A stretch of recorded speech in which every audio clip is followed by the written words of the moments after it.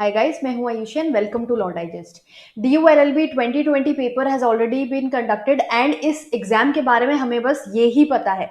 We don't know what is the question paper, we don't know answer key क्या है। थोड़ा बहुत questions जो हमने मेमोरी के बेसिस पे डिस्कस करे हैं, बस हमें वही पता है एंड उसके बेसिस पे जो हमने मार्क्स कैलकुलेट करे हैं, बस वही पता है। देन वी डोंट नो कि काउंसलिंग शेड्यूल क्या है, वी डोंट नो रिजल्ट कब आएगा, हमारे क्या मार्क्स हैं। तो इन द मीन टाइम जो हम कर सकते हैं अभी वो ये है कि DULLB का जो काउंसलिंग प्रोसीजर है उसके लिए जो हमें डॉक्यूमेंट्स चाहिए वो हम कंपाइल कर लें। I have been speaking to a lot of students and काफी लोगों को उसमें भी कंफ्यूजन है कि क्या क्या डॉक्यूमेंट्स लगेंगे एंड कुछ कैटेगरी सर्टिफिकेट्स जो हैं वो कब के होने चाहिए। तो ये सारी बातें जो हैं वो आज की हम इस वीडियो में डिस्कस कर लेते हैं। सिंस वी डोंट नो कि आंसर की कब आएगी, रिजल्ट कब आएगा, the maximum we can do is कि हम अपने पेपर्स रेडी रखें सो दैट एंड टाइम पे कोई हैसल ना हो, हमें ढूंढने ना पड़े अपने पेपर्स एंड सारे पेपर्स को हम एक जगह रेडी रखें। अगर कुछ हमारे पास नहीं है तो इन द मीन टाइम जब अभी हमारे पास टाइम है उसमें हम देख लें कि हमें क्या क्या चीजें लेने की जरूरत है। एज यू ऑल नो की वेबसाइट पे जो है मेरिट लिस्ट का जो शेड्यूल है that they have already given. अब इसमें क्या क्या है कि एडमिशन जो फर्स्ट मेरिट लिस्ट के बेसिस पे होने वाला है वो होने वाला है 26 टू 28 ऑफ अक्टूबर के बीच में। यहाँ पर हम DULLB DULLM दोनों ही देख रहे हैं, पीजी एंट्रेंस टेस्ट, तो दोनों के लिए सेम शेड्यूल है। Then last date of payment आपको दी हुई है उसके अगेंस्ट में। सेकंड मेरिट लिस्ट जो है वो 2 नवंबर टू 4 ऑफ नवंबर के बीच में आएगी एंड थर्ड मेरिट लिस्ट जो है वो 9 टू 11 नवंबर के बीच में आएगी। तो ये हमारे पास डेट्स हैं जो हमें पता है कि इसके बीच में मेरिट लिस्ट आने वाली है। तो अगर हम स्टार्टिंग देखें तो 26 October is the date. Now all of us are speculating कि आंसर की और रिजल्ट जो है वो 26 अक्टूबर से पहले पहले तो आ ही जाएगा and in fact we are hoping कि फर्दर डिले ना हो। तो अब 26 से पहले आपको अपनी तरफ से क्या तैयारी करने की जरूरत है। अब ये जो काउंसलिंग का प्रोसीजर है this I have picked up from the latest prospectus जो उनकी वेबसाइट पे अवेलेबल है, DU की वेबसाइट पे अवेलेबल है। लिंक मैं डिस्क्रिप्शन ऑफ द वीडियो में आपको प्रोवाइड कर दूंगी ताकि आप जाके खुद देख लें एक बार प्रोस्पेक्टस आराम से। अब काउंसलिंग के शेड्यूल में हमें क्या गिवन है, हमको ये गिवन है कि शेड्यूल फॉर काउंसलिंग जो है वो DU की वेबसाइट पे अपलोड किया जाएगा। सो आपको इधर उधर देखने की जरूरत नहीं है। जो भी एक्स्ट्रा पोर्टल्स हैं जहाँ पे सब स्टूडेंट्स चेक करते रहते हैं, कुछ पोर्टल्स ऐसा बोल रहे हैं कि आंसर की ऑलरेडी रिलीज हो गई है और ऑब्जेक्शन की डेट भी खत्म हो गई है, उसके ऊपर रिलाई ना करें। Just rely on the official website of Delhi university that is du.ac.in। तो अब काउंसलिंग शेड्यूल जो है वो एज पर द वेबसाइट होगा, जो भी शेड्यूल वेबसाइट पे आएगा उसके अकॉर्डिंग होगा। एंड जो कैंडिडेट्स एलिजिबल हैं फॉर काउंसलिंग उनको क्या करना है, they have to report in person on specific date and time along with relevant documents in original as well as photocopy. तो ओरिजिनल भी चाहिए, फोटोकॉपी भी चाहिए, ये चीजें हम तैयार करके रखेंगे। Then at the time of reporting for counselling हम एडमिशन टिकट और ओरिजिनल सर्टिफिकेट मार्कशीट सब प्रोड्यूस करने वाले हैं। प्लस जो कैंडिडेट्स अगर they don't appear in person तो उनका एडमिशन जो है वो कैंसिल हो जाएगा। नाउ अब यहाँ पर सिंस इन पर्सन मेंशन्ड है, वी ऑल नो कि कोविड के टाइम पे ऑब्वियसली काउंसलिंग जो है वो मोस्ट प्रॉब्ली ऑनलाइन ही होगी एंड इट इज इम्पोर्टेंट जब यहाँ पर इन पर्सन है तो आप ऑनलाइन इन पर्सन जिस तरह से भी ये लोग काउंसलिंग करेंगे उस प्रोसीजर में प्रेजेंट हो।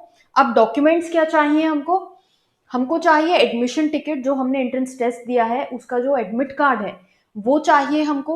अगर कोई स्टूडेंट ने अपना एडमिट कार्ड फेंक दिया है तो वो दोबारा से डाउनलोड कर सकते हैं उसको एंड उसका एक प्रिंट निकाल सकते हैं। Then further age certificate, age certificate के लिए हमारा हाई स्कूल मैट्रिकुलेशन सर्टिफिकेट चलेगा, मार्कशीट या पासिंग सर्टिफिकेट, जिस भी डॉक्यूमेंट पे आपकी डेट ऑफ बर्थ गिवन है वो आपके लिए काम करेगा यहाँ पर। Then character certificate, character certificate में they have mentioned that it should not be older than 6 months from the date of admission. तो अभी आप बनवा सकते हैं कैरेक्टर सर्टिफिकेट, जिन्होंने बनवा लिया है they need to make sure कि उनका कैरेक्टर सर्टिफिकेट 6 months से ज्यादा पुराना ना हो। देन डिग्री सर्टिफिकेट चाहिए। अब डिग्री सर्टिफिकेट के लिए जो भी आपने एग्जाम क्वालिफाई किया है, जो भी आपकी क्वालिफाइंग डिग्री है उसका आपको सर्टिफिकेट लगेगा। एंड अगर आपका अभी तक रिजल्ट डिक्लेयर नहीं हुआ है then in that case provisional certificate will work for you guys. Then marksheet चाहिए आपको क्वालिफाइंग डिग्री एग्जामिनेशन की, तो मार्कशीट भी चाहिए और डिग्री भी चाहिए, दोनों चीजें चाहिए आपको। देन फर्दर जो कैटेगरीज हैं schedule caste, schedule tribe, EWS, OBC, non creamy layer, PWD and CWD certificate, ये कैटेगरी सर्टिफिकेट जो है आपका वो चाहिए आपको। एंड नॉन क्रीमी जो सर्टिफिकेट है नॉन क्रीमी लेयर के लिए, वो फाइनेंशियल ईयर 2019 टू 20 का होना चाहिए, issued after 31st of March 2019। 8 passport size photographs आपकी लगेंगी and also print out of original registration form जो हमने सबमिट किया था फॉर द LLB कोर्स, जो हमने एडमिशन फॉर्म सबमिट किया था उसका प्रिंट आउट लगेगा।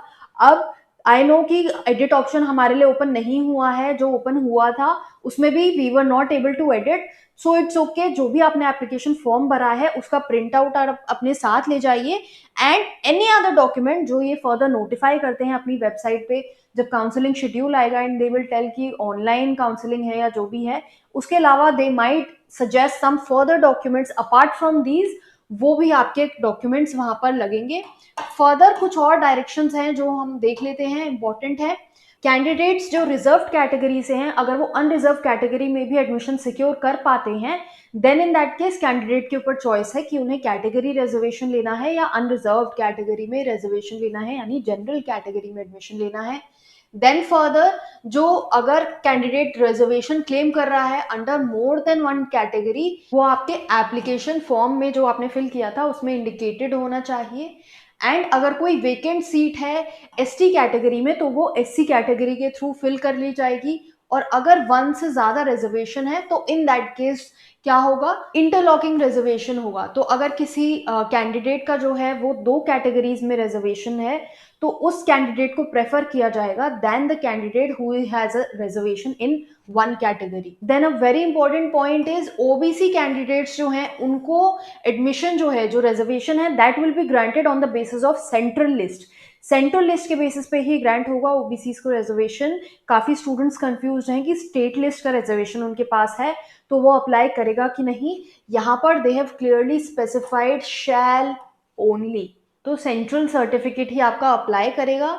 देन फर्दर अगर कोई इन कैटेगरी में से है जो हमने अब ऑलरेडी डिस्कस करी है SC ST EWS OBC, in that case अगर उनको कोई और कैटेगरी अप्लाई करी है, फॉर एग्जांपल PWD या CW category, in that case they should satisfy the minimum eligibility requirement जो given है। now the candidates who are from PWD category, rather I would say specially abled category से जो लोग हैं उनके लिए 40% is the criteria जो described है for disability।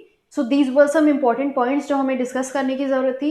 CW कैटेगरी से जो लोग हैं वो भी प्रोस्पेक्टस को एक बार दोबारा अच्छे से पढ़ लें। In case there are any foreign nationals they can also read the prospectus properly. The link for the prospectus has been given in the description below, आपको वहां पे प्रोस्पेक्टस पूरा मिल जाएगा। अच्छे से प्रोस्पेक्टस पढ़ लीजिए एक बार so that you don't miss out on anything and everything is ready. Fees वगैरह, सब्जेक्ट्स वगैरह सब वही मेंशन्ड है। अगर आपको कोई डाउट है, कोई क्वेरी है तो एक बार अच्छे से प्रोस्पेक्टस पढ़ लीजिए, all your doubts will be cleared. And in case you still have any further doubts then do let me know in the comment box below. जितने रिजल्ट आता है let's endeavour to keep our documents ready and be ready for the counselling process.